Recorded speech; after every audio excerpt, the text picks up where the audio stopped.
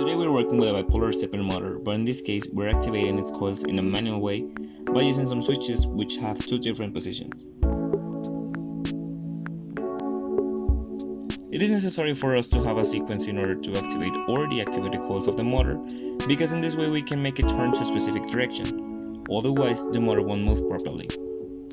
What you're watching right now is called full step, because in this sequence the motor goes from one position to another, in which the angle between them is the maximum that the motor can reach per step.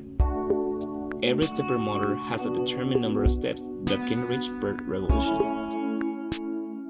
This is the sequence that we're following in order to turn the motor to the left, but in this case by making a half-step configuration, which is different from the full step one. First of all, the main difference between the full step and the half-step configurations is that this last one, as its name indicates, makes the half of a full step, which means that this configuration takes the double of time in complete a revolution than it would take to the full step one. This configuration was more difficult for us to perform than the full step one because we had to modify more switches at the same time, and this is not the best way to turn the motor. You can even notice during the video that there are parts in which the motor apparently doesn't move. We think that this happened because the switches weren't activated at the same time, which is totally normal if you have in mind that a human is not as accurate as a microcontroller.